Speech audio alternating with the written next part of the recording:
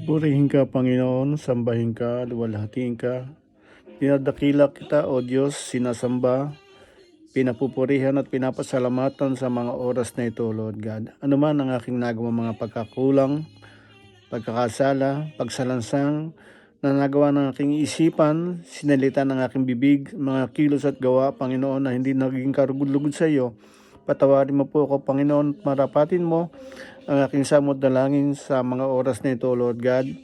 Para po sa aking kapatid na si Ka Edisonyo, Lord God. Siya po, Panginoon, sa kasalukuyan ay dumaranas, Panginoon, ng kapaitan, kapighatian sa kanyang buhay, Lord God.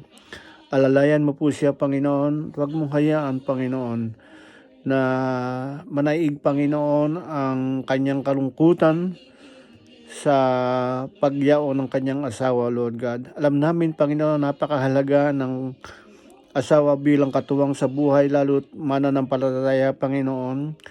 Ngunit kami naniniwala at nananalig, Panginoon, na all things work together for good for those people who love you, Lord God. And I know Ka Eddie loves you, Lord God.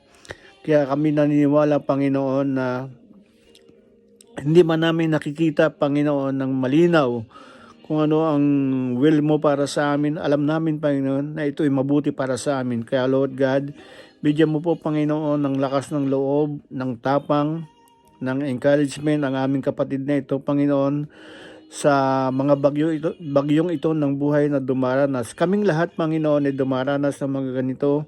Iba-iba nga lamang, ngunit kami, Panginoon, ay nananalig, nananampalataya, Panginoon, na ikaw ay laging kasama namin, Panginoon. At gaya ng iyong pangako sa iyong mga salita, you will never leave us nor forsake us, Panginoon.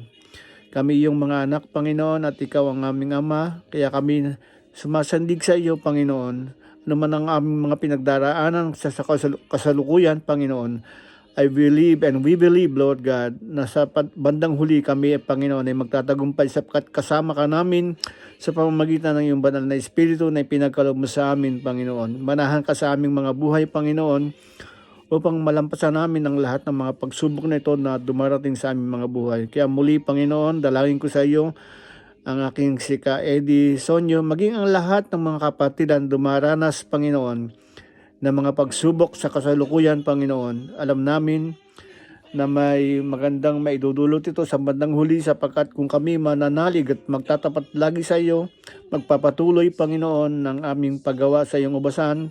Alam namin, Panginoon, na may magandang kakahantungan. At kami naniniwala din, Panginoon, si Sister Myla ay tumanggap sa iyo, natanggap niya, Panginoon, ng banal na Espiritu.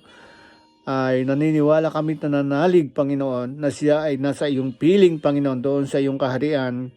At ikaw, Panginoon, ang siyang mangangalaga sa kanya, Lord God.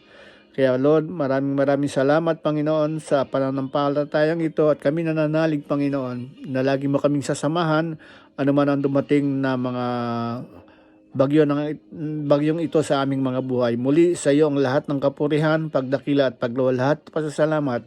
Ito'y aking samot dalangin na may pananalig, pananampalataya at pasasalamat. In Jesus Christ's name I pray. Amen and amen.